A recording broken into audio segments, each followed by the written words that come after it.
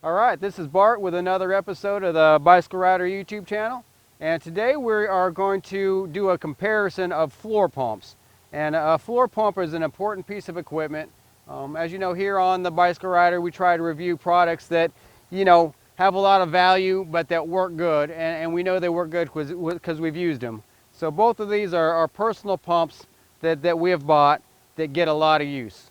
And when I say a lot of use, these pumps get used several times a week by multiple people to pump up bicycle tires. You know, when people show up to the house for a ride, they always ask if I have a pump.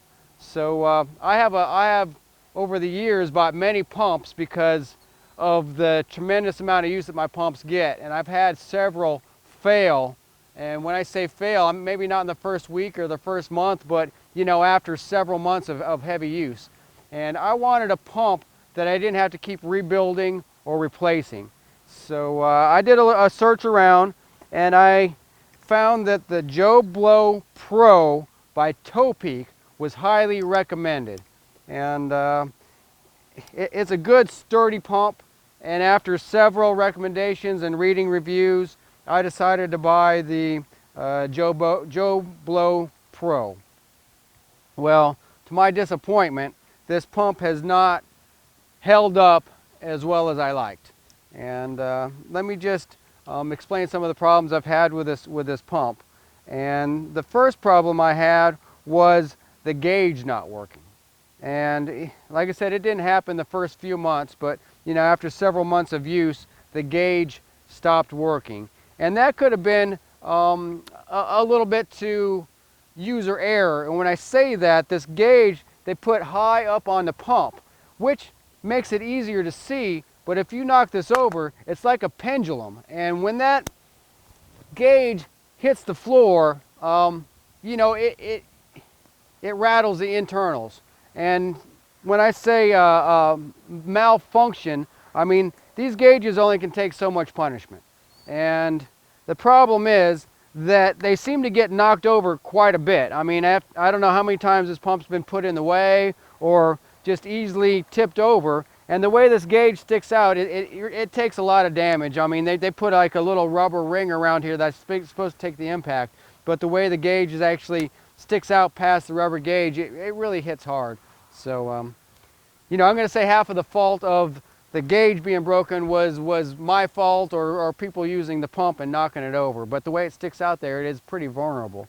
Now, Topeak has been very helpful as far as calling their customer service and telling them that they have a problem, and they have sent me more than one gauge for this pump free of charge.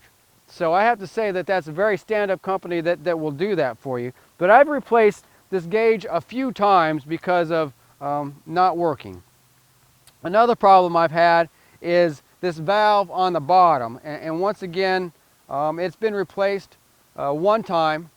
And I called up customer service, and they sent me out a replacement free of charge, so I had to replace that. And I did that because I told them that the pump just wasn't functioning correctly. When I pushed down on the pump, it didn't have very good action. Like I only get half a stroke. And so they said that was a faulty valve. I replaced the valve, but the pump just never worked right. Even pulling it up, it just doesn't seem like it works right, and pushing it down, it doesn't seem. So, when I talked to customer service, they told me to go ahead and pull it apart and clean the internals of the pump, which I did as they specified. And this pump just really has never fulfilled my expectations of having a pump that I could let everybody use, that worked easily, that could just last for a long time, and I wouldn't have to always worry about fixing something on the pump. It's just one of those items you want to just work and work and work. And I didn't spare any expense with this pump. It was a $100 pump, give or take. That's rough numbers. But I figured for a $100 pump, I'd have a lot of good use out of it. Another feature that I liked about this pump was this little button on the side. So if you put too much air in, you can easily let a little bit of air out and kind of get the tire pressure exactly where you want it. Like if you wanted 90 pounds, you could put a little bit over and then just touch this valve, and it lets out maybe a pound or half a pound at a time. Well, I found that this valve leaks. So even if I don't touch the valve, you can still hear air coming out of this valve. And I've tried to clean the valve and make sure it didn't have any debris in it or dust. And I've always had a problem with this valve leaking. So, such a nice piece of equipment, you know, a nice sturdy piece of equipment, but the internals just have never seemed to work, you know, work real good for me.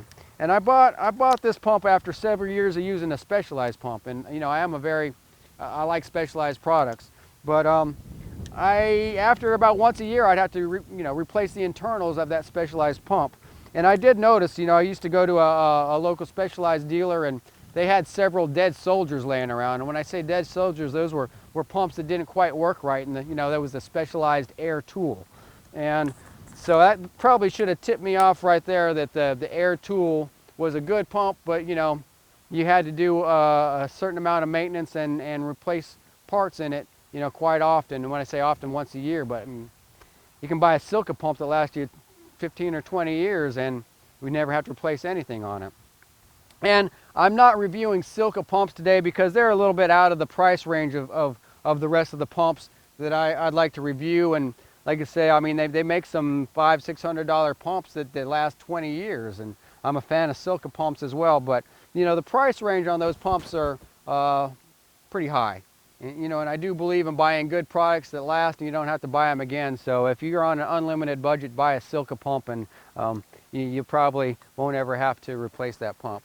But the Crank Brothers pump that I purchased was about half the price of the Toe Peak pump. This was about a $50 pump. It's not their highest end pump, but it had a lot of features that I liked. One was this high pressure valve and low pressure valve. So depending on if you're filling up a mountain bike tire or filling up a road bike tire, you've got a choice of how you want the pressure to come out of the nozzle, which also affects the amount of pressure you have to put on the stroke. And that has been very helpful, especially for my wife and some of my wife's friends. You know, I don't want to say that they're not as strong as us men, because that's not what I mean at all. But you know, my wife has a harder time pushing a pump that is hard to push. You know, as you're putting 90 to 100 pounds of pressure in a road bike tire, and she has a hard time filling up her tires with most of the pumps I've used. But with the Crank Brothers pump, and I'm not exactly sure why, I think it's because it's got a bigger body here, it seems like she can pump up a high pressure tire with this pump without struggling.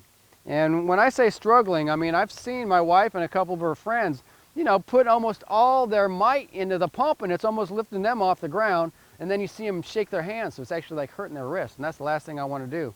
A lot of times when people say, you know, do you have a pump? I want to fill up my tires, I hand them a pump instead of doing it myself. And it seems like people have a lot easier time using this Crank Brothers pump than they ever did with this Toe Peak pump. And let me just give you a little example. I went for a mountain bike ride this morning, so I have my mountain bike on the back of the van here. But I noticed when I put the head on this pump, a lot of times this whole thing comes up in the air like there's some kind of valve or something not working. And when I push down on the pump, it's like I don't get a full stroke. You can see how it's starting to pop up here. I'm missing a good quarter of the stroke, and it seems like I have to pump it so many more times than when I use the Crank Brothers pump. So it just has not met my expectations. We're going to put a close-up of the pump head, and it seems like a good quality pump head. It's one of those that you can use a Prester or a Schrader without having to change any internals. But I've always had a problem with this handle popping off. And I'll do a close-up video later. You can see that the pin that they put in here as a shaft so the handle pivots seems to slide out. So if I don't catch it in time and push it back in with some pliers, you know, a lot of times other people use the pump, and next thing you know, this handle's coming apart, and you know, I have to fix the head of the pump so they can continue pumping up their tires. So there's just a lot of things about this pump that just haven't worked right, where it seems like Crank Brothers, you know, their gauge is a little bit lower, so if it did get knocked over, it's not really hitting this gauge with such a pendulum force. And the gauge actually is it's a lot bigger than my Toe Peak gauge, so it's easy to see. It might not be as high, but I think that helps for the longevity of the gauge, but it is big, so I can see the numbers very clearly on this Crank Brothers pump compared to the Joe Blow Pro. It just seems very much more ergonomic. And when I do give this pump to people and I say, go ahead, pump up your tire, I see that people are easily able to pump up their tire. They don't get confused with this pump head. It's got two holes for a Schrader, one for a Presta. So you're almost, you know, if you've got a Presta valve, you use a smaller hole. If you've got a Schrader, you use the big hole. So, I mean, I think people know that without even trying. And this pump does not seem to bend the valve stems, where I've seen valve stem bent both with a specialized pump and with the toe peak pump. But I've never had anybody, and you can just see how, I mean, easily air goes into the tire. So my wife, she's quite a bit smaller than I am, and she doesn't have any problems, you know, with this pump. And, you know, it's almost hard to compare a $50 product to a $100 product. But the Crank Brothers pump has really proven itself to be, one, efficient, easy to use. I haven't had this pump for you know, a whole year yet, but from the amount of use that I've put this pump through, I don't see this pump, you know, needing to be rebuilt or, you know, reserviced often. And when I've called up the guys at Crank Brothers and said, what can I do to keep my pump alive? They're like, just use it.